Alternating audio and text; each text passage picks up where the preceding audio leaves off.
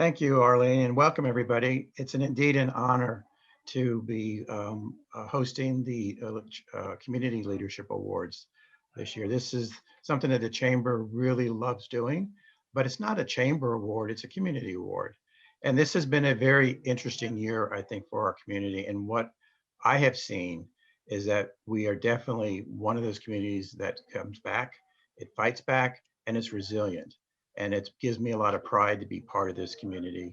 Every time I get up in the morning and go to work and just look around me and see all these wonderful people and all just the wonderful community in which we live, which is full of entrepreneurs, people who are innovative, people who have just a real strong spirit.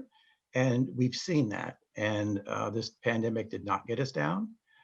It did not knock us down. It may have pushed us back a little bit, but we've come forward. And I believe that in the next couple of months, we're going to show just how resilient we are. The Chamber has also been a very resilient organization because we had to. And thanks to our director, Arlene Allen, we've introduced some new programs which will help the community. For example, did you know that you can get mentorship, business mentorship, and also take workshops for free at low cost through our partnership with SCORE of Seattle, which is an organization that pairs individuals with mentors to get business advice, guidance, strategic planning advice, whatever you need.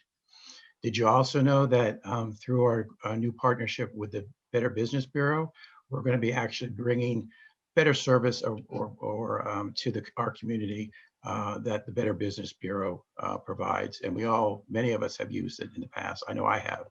And so I'm very grateful and pleased about that.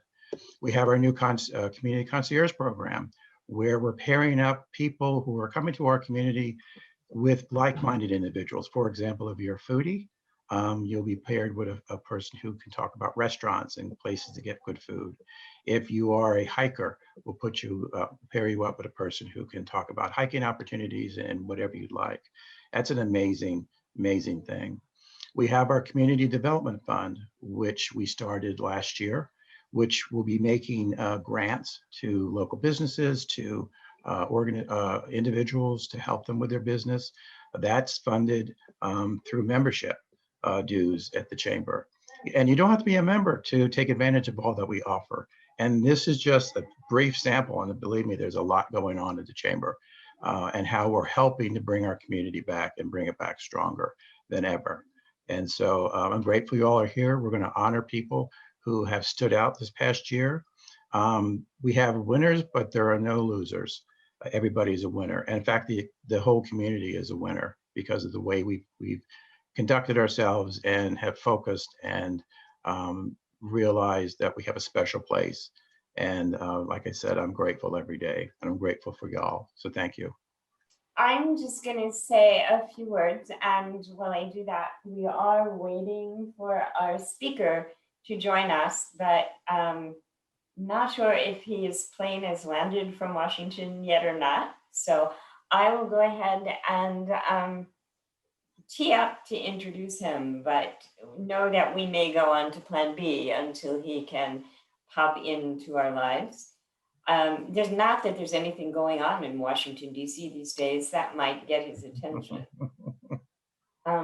Remember early on in this pandemic, which seems a lifetime ago, last February and March, the information that was flooding to all of us from everywhere via the media and social media was just full of all kinds of interesting facts. And many of our businesses were relaying to the Chamber, and I'm sure you can relate to this, that they were looking for someone or some agency to step up and lead, to tell them what to do. And that wasn't happening. They were all followers desperately seeking a leader and finding none. And then people, these nominees and others, started to identify problems and pull groups together, aggregate information, seek funds or take up collections, and in some cases just beg for dollars. Not that we know how to do that in nonprofit. Using social media, they tell their story. They broadcast the solutions they were trying to achieve and motivate others to get on board. And they formed committees and task forces.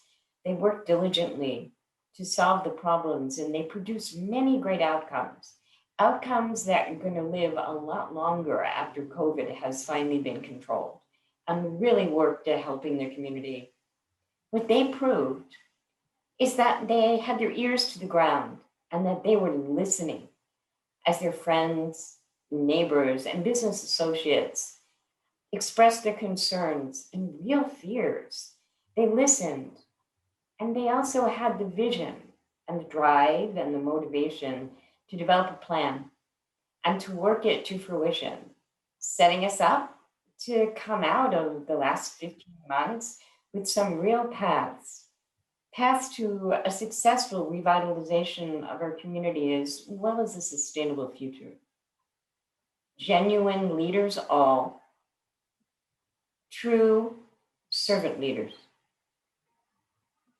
Not only those who have been in the leadership in our community for decades, but some newly arrived talent or those who had worked really almost invisibly keeping our community happy, healthy, and fabulous for residents and visitors alike.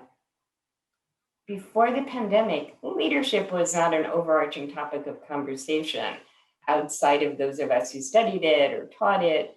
It was just not a fascinating topic to most people. 2020. 2020 showed us how important it was to lead with clarity, to lead with purpose, and most of all, to lead with integrity. Leadership is now a very hot topic, and most of us either hear it every day discussed or talk about it, or both. You know, when we announced this event, there was real disappointment that we wouldn't be live again this year, 2 years in a row. But next year we've got to be. But you know what? There was excitement that leadership would be the topic. So we dug a little deeper and we discovered the universal attribute most admired about our speaker was that he listens. And whether live or online, he's paid attention to what people have said. And then he goes off and he writes a bill and he convinces his colleagues in Washington somehow that it's the right thing to do. And they pass a bill. And it makes a real difference for those businesses and citizens who reached out seeking direction and assistance from his office for a wide range of challenges. He has this staff that does miracles for the people that reach out, and it's their last resort. And yet, they fix it. All of this was more than just helpful to them. It moved our county forward.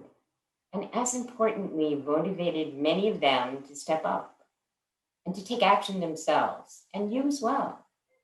His actions were inspiration to all of them, to you, to all of us.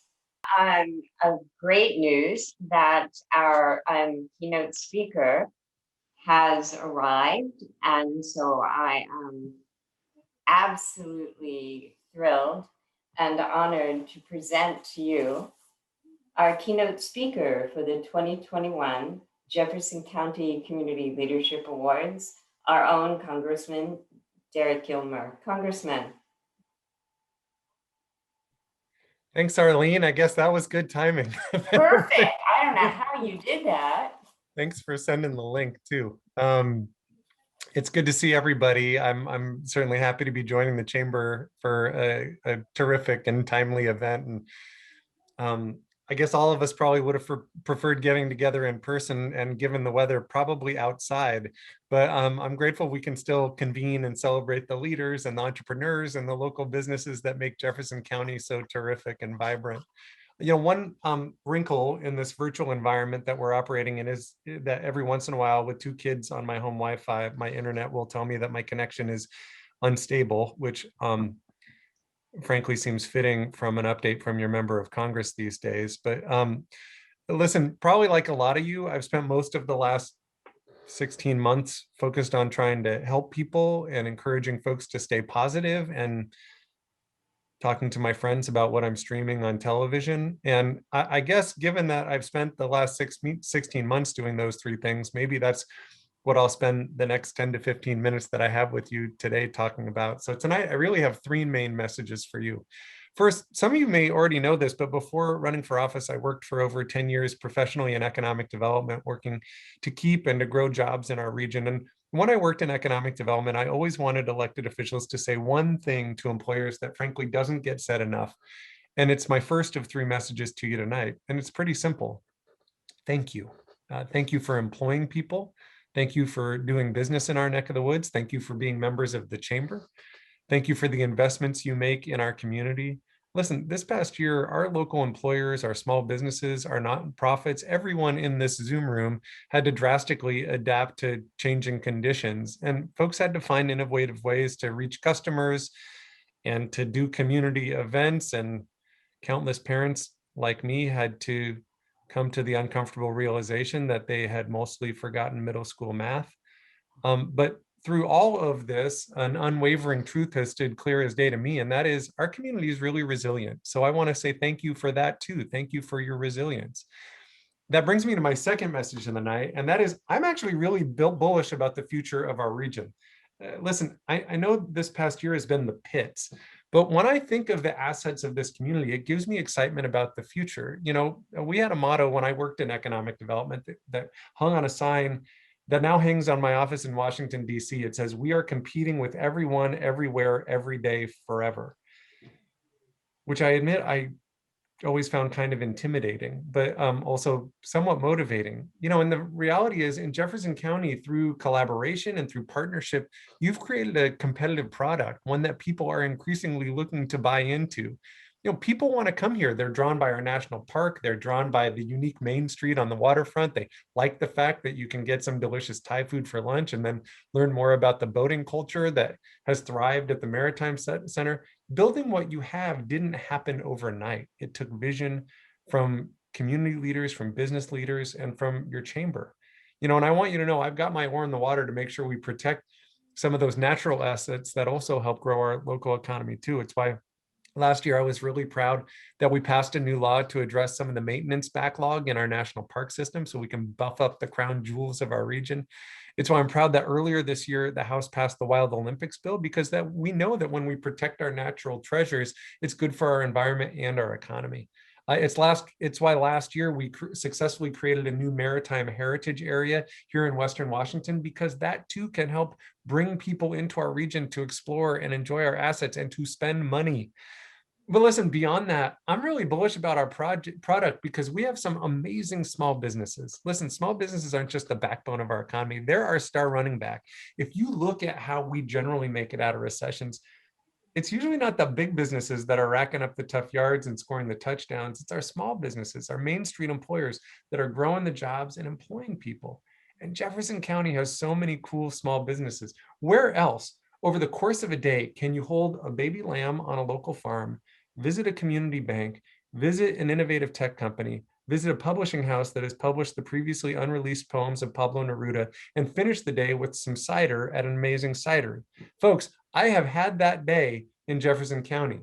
Where else can you have a day that starts with the Northwest Maritime Center, a hub that connects and celebrates our boat building history while making it relevant to the 21st century, and then visit a cooperative retail store that embraces the buy local ethic, and then an amazing art house theater, and then finish your day with some cider at an amazing cidery? Folks, I have had that day in Jefferson County.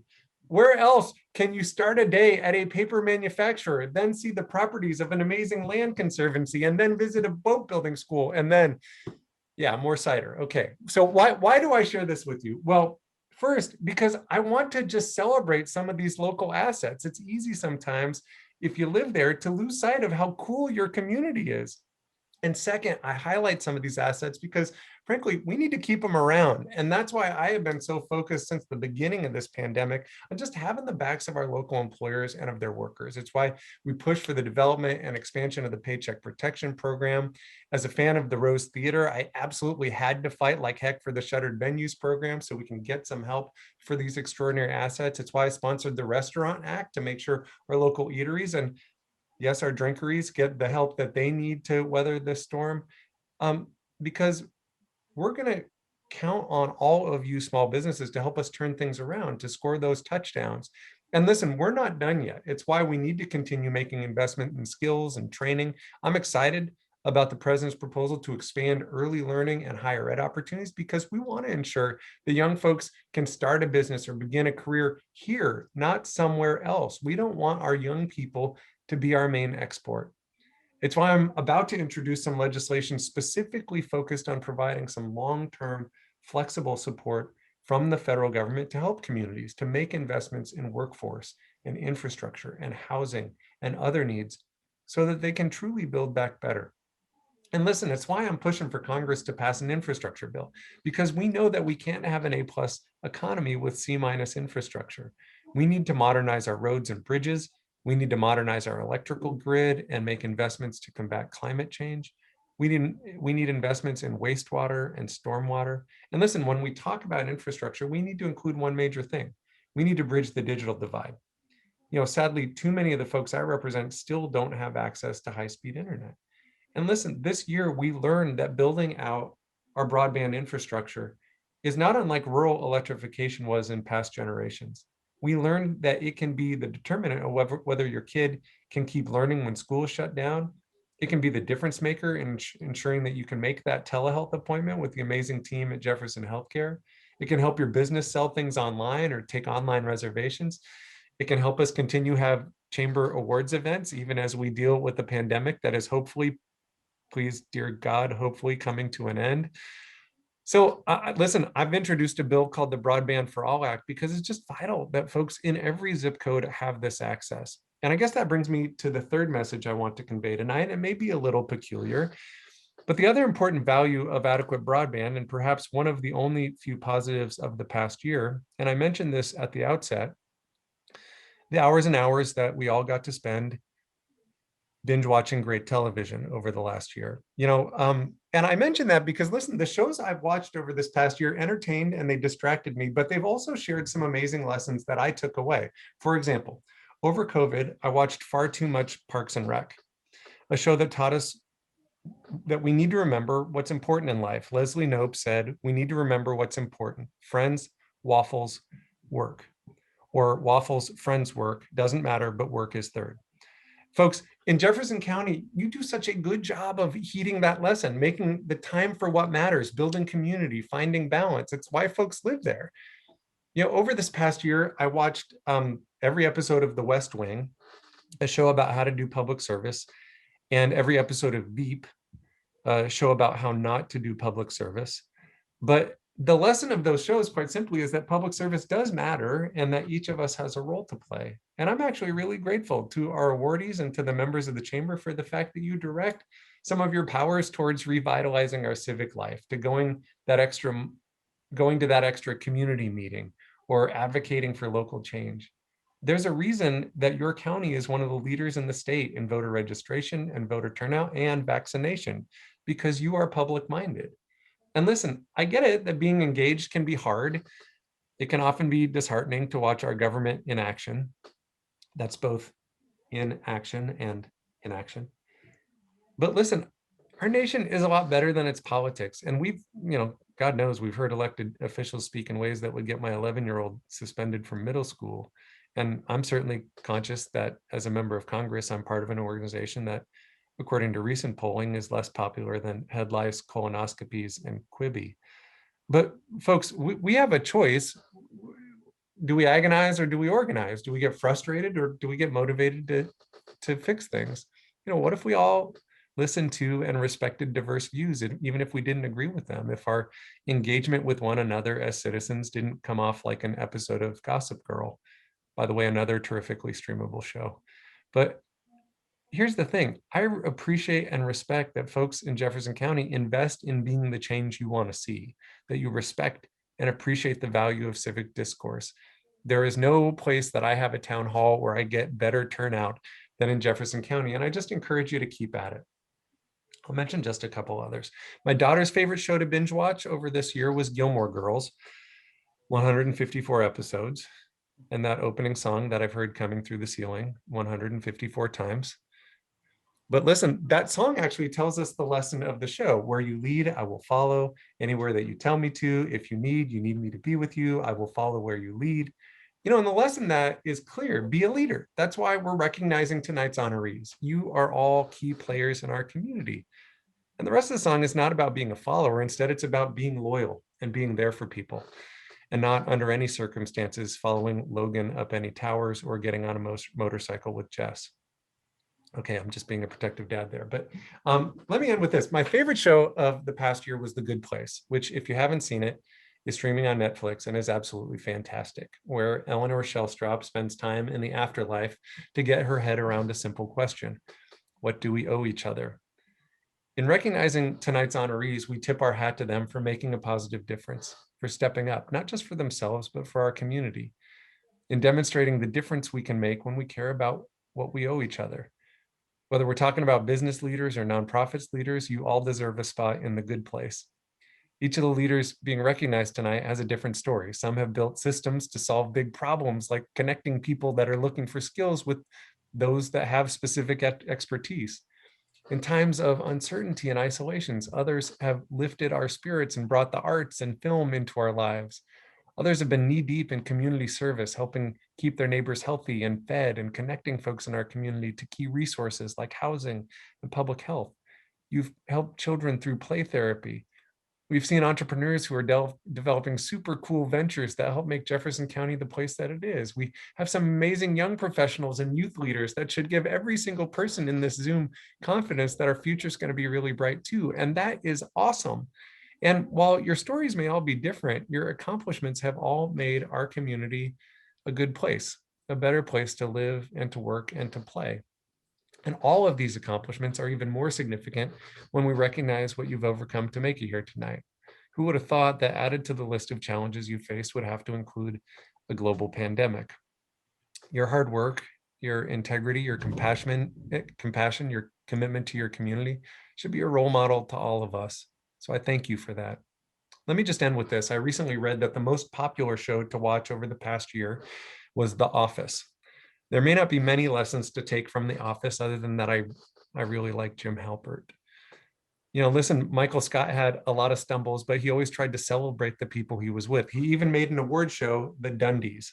So to tonight's honorees and all who are being recognized, please know that on behalf of your community, we're all very proud of you. And please know that if we were doing this in person, I'd not only give you a Community Leadership Award from the Chamber, I would give you a Dundie.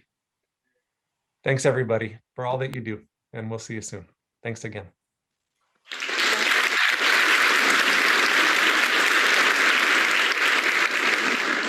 Hi, I'm Holly Mayshark, the General Manager of Quimper Mercantile, downtown Port Townsend.